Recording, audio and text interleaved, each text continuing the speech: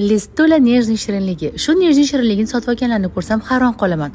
Oson usulda tayyorlansa, juda ham kam xarj bo'lsa, keling uyda o'zingizlar tayyorlab ko'rasizlar. Un, razrıhletil, xona haroratida erib turgan margarin yoki saryonni solib, un bilan yaxshilab urpolab olamiz. 35% qaymoq, tuxum sarig'ini solib yumshoqroq xamir qoramiz. Xamirimizni ikki zuvalaga bo'lib, ko'rsatilgandek qilib paketga solib, yupqaroq qilib muzxonaga yuboramiz. Yupqaroq qilsangiz tezroq muzlab oladi. Tuxum oqiga shakar, bir chimdim tuz solib, yaxshilab mikser qilamiz. Qotib olgan xamirimizni bir bo'lagini qirg'ichdan chiqarib list bo'yi yoyamiz. Ustidan yong'oqlarni sepamiz. Qatiqqina bo'lib ko'pirib olgan bezeyimizni ustidan joylab chiqamiz. Bezey ustidan yong'oqni ayamasdan sepamiz. Ikkinchi xamirimiz bo'lagini bezey ustidan qirg'ichdan chiqazamiz. 160 gradusga 50 daqiqaga pechga pishirish uchun yuboramiz. Endi bizga eng mazali mari molokoni, varyoniy hamda zgushoniy molokosi kerak bo'ladi. Bir banka varyoniy molokoga 2 qoshiq zgushoniy molokodan qo'shib aralashtiramiz. O'z nomi bilan nejniy shirinligimiz yana nejniy bo'lishi uchun mishokdan chiqazamiz. Arzongina, barakali, mazali bir list to'la nejniy shirinligimiz tayyor.